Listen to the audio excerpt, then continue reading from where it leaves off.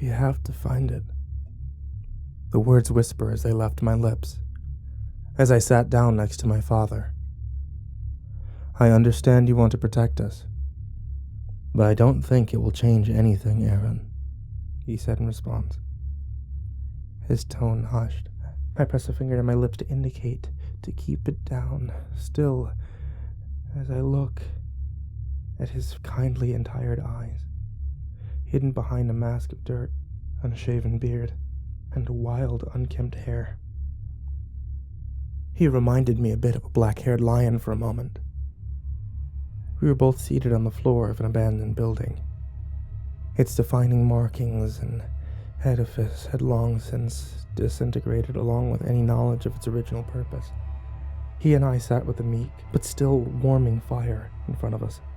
On the other side was my little sister, Kaylee. Her small body was fast asleep and being kept warm by the amassed blanket nest that we had made for her. Every so often, she would scratch at her nose in her sleep. Rain poured down from outside with a steady but light rhythm, giving our night's fire a precursive accomplishment to its crackling. I looked outside. From one of our many windows, or what I assumed had once been windows, since no glass adorned them anymore.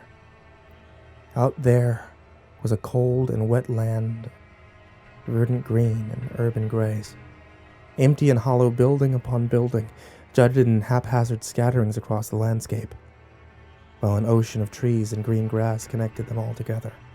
And although it was a rainy night, I could see across it perfectly, but the even bright white moon shining light through the crowds overhead. From here I could see the final members of our little band of survivors. Survivors, I suppose, would be the word. He was our friend and my boyfriend, Darius.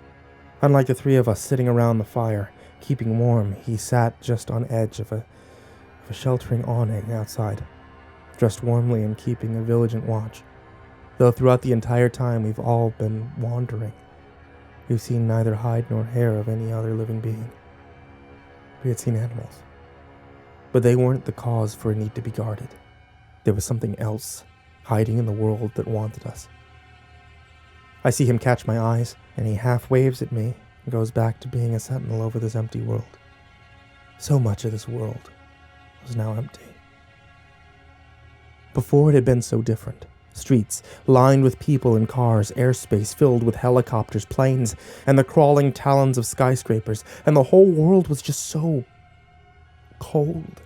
Emotionless, loveless. No one gave two shits about each other, rushing from day to day, barreling through each other's lives as if people didn't exist.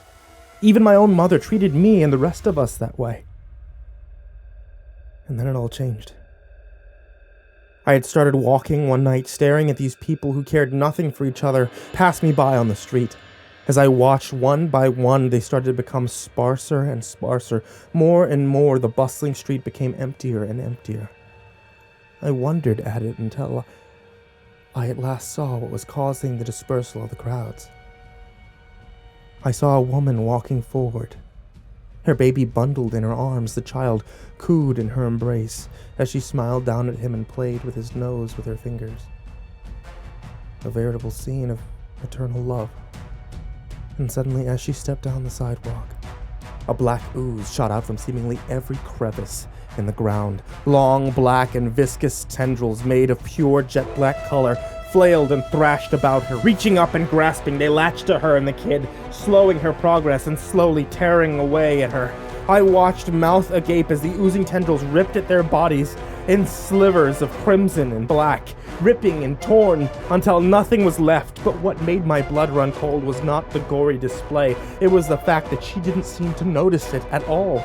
She just kept walking as pieces of her were torn away bit by bit, and by the time she was nothing more than small bits of flesh strung together by slivers of bone and muscle, I finally gasped loud. What was left of her head and face turned my direction, and she appeared to have smiled at me. And then she was nothing, and the blackness disappeared into the pavement. I looked around frantically. Not only was this occurring everywhere, people being torn to shreds until they were non-existent, but they all were unaware of the terrible blackness and even their own demises. I bolted home, running as fast as I could, doing my absolute best to dodge any obstacle in my way. I moved as swiftly as my legs would carry me towards the 2-story house I called home, and as soon as I got to the door, I turned and looked at the once busy suburban street and saw nothing more than empty roads lit by the orange spotlights of the street lamps and dotted by the various homes whose lights were still on. I strained my eyes to try and see if anyone else was around. No one was in sight. I turned the handle to the front door as a sudden loud groan came from the streets. A sound as if the world itself had been racked with pain. I looked again to the streets and watched as one by one from each direction I could see the lights slowly begin to be snuffed out. Rhythmically, each light turned to blackness, plunging the world into foreboding darkness. I strained to see if anything was in the dark, and for a moment saw nothing. But then a flash of light illuminated the void for a moment. There were writhing masses of black and wet tentacles crawling forward in the black abyss. Suddenly the light was snuffed out and I saw what it had emanated from. A car whose driver was equally being torn to shreds inside had driven right into the black abyss. I ran inside and was prepared to scream for my mother when I saw her standing right in front of me. Typical as always, she was dressed in her very finest business attire. She always wanted to dress in the way my father had gotten her accustomed to. The best clothes and home money could buy. A stern look was on her made-up face. Her arms were crossed in an angry stance. "Aaron, where have you been? I have had a meeting to get to, and you just walked off. You know damn well I can't just leave without Mom, shit's going down outside. I don't know what's going on. I don't know what... People are dying. People are fucking dying. Black fucking tentacles and people just oblivious, Mom. We have to find someplace safe. It's coming here. It's coming this way. Aaron, you do not interrupt me." A hand flapped across my face. Enough force and anger was behind it that I found myself reeling away into the living room. I swear, I don't even know who the hell you are. Black tentacles, what the hell is wrong with you? There's nothing going on outside. Stop making fantasies up to get out of your responsibilities. A voice called after me. I look up and see my dad, sister, and Darius sitting in the living room, all of them dressed in their Sunday's finest, looking as if they had all just gotten haircuts. And for a second, I tried not to think of how dressed down I was in comparison. They looked at me, and Darius whispered the words, "We know, gonna be okay." I turn around and look at my mother. "Mom, see, Dad and Kaylee and Darius know. Just look outside, please. You'll see." Another slap. "I don't even know you, I swear. I really don't. Stop it, all right? Just stop it." I look at her and see that it was already too late. The tendrils had come through the cracks in the door and were already tearing at her. She stared at me with a fury and frustration in her eyes. "You have to stop it. It's annoying." "But Mom, it's already... Aaron, you're a grown man. There's nothing out there and there's nothing in here. Why do I put up with your childish ways?" Those proved to be her last words, as the blackness tore away her face and lower jaw, leaving behind a fleshy skull. I screamed and fell backwards. Darius caught me. I looked up and somehow, something in me knew what to do next. I know what to do. "Everyone, get up to my room, quickly." I bolted, grabbing Kaylee and putting her in my arms. Darius and my father trailed behind me. I heard Kaylee's little voice. "Don't do it, just go with it, please, big brother." My father said from behind, "Listen to her, son. It's okay. Just go with it. You don't need to do anything." Darius caught up to my side and looked at me with a stern and understanding look. "Do what you feel you need to, but personally, Aaron, I'd ignore what your dad and sister's saying. It's going to end badly if you don't." I couldn't help it and yelled, "I'm trying to save you. How the fuck do you guys even know what I'm planning to do?" They all were silent. I ran into my room. We had been painting in here the past few days, changing the once blue and scratched up walls to white. 3 of the walls were all painted except for one. It was still bare, with pieces of paneling having been ripped out and revealing the brick behind it. I grabbed the white paint bucket and started writing on the brick with my fingers. Something in me knew the truth of what was happening, and I had to write it. Something in me just knew what it was, and I had to preserve the knowledge. Something in me just knew that it would save us all in this room. Me, my father, my sister, my boyfriend. I heard the blackness giving life, slithering and crawling up the stairs as if I finished. I heard the door to my room groan, and as I turned around, it shattered. I suddenly found myself forgetting what I had written, and then it was all black. When I woke up again, I found myself on the floor of an abandoned building. My sister, father, and Darius stared down at me as they stood around me. It was night out. The rain was falling. Time had passed, I could tell. The three of them had lost their nice clothes and were all dressed in warm but dirty clothes.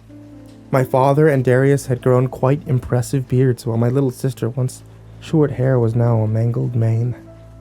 How long have I been out? I asked weakly. A long time. Try not to dwell on it. But if you look outside, my father began. A lot of things have changed. Darius finished for him. I slowly picked myself up and walked towards a window. A long time, said my little sister from behind me as she walked up and grabbed my hand. We both looked out and saw what we've been looking at since then. The urban decay and reclamation of the earth. Simply shells of civilization now filled with natural world flora and fauna. We had seen from time to time animals big and small, mostly deer, squirrels, and various insects and arachnids, but never another human. What further cultivated the strange, new, yet familiar environment was the sky. Never again did we see the sun or a clear sky. The luminous white moon shone always, hour by hour, day by day, month by month. The sky never stopped falling either, though it was fluctual from steady torrential downpour to such a light drizzle it could be mistaken for mist rather than rain. It never let up, and it's been that way since then. The only 4 humans alive as far as I was concerned, walking alone in the verdant apocalypse under the watchful moon and the sky's weeping clouds. We scavenged. We passed time, we hunted, we played. Not once did we go wanting for food or for shelter. Rarely did we feel threatened or scared walking this world alone. And when we confronted those fears of the sounds in the dark, it was always the simplest thing, from wind to rain to a startled animal. We had lost civilization, but in truth, we had found the twilight paradise here. Not once did I feel lonely or sad. I had my father to talk to and comfort me with his wisdom and paternal love, my sister to play with and teach, and Darius to love. Every day I felt as much joy and happiness in our little surviving family than I did before this mass destruction. From the genocide of humanity came my greatest joy. And then, there it was, the undoing of all of this.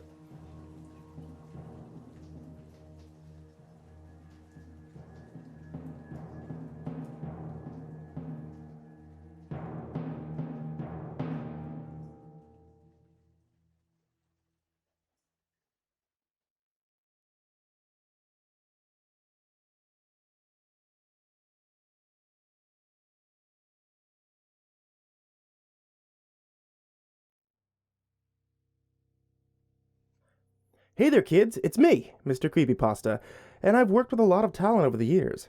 Many of the authors have books of their own, which I highly encourage all of you to check out to see more of their tales of the strange and horrific. And for those looking for a sampler of some of my absolute favorites, I've worked with these authors to compile just that. Stories that have been made famous throughout the internet, stories on this channel, and some that are brand new. The CreepyPasta collection is a long time coming, with support from all authors involved. Check it out on Amazon and in your local bookstores September 2nd. Or, I suppose you could save yourself the nightmares.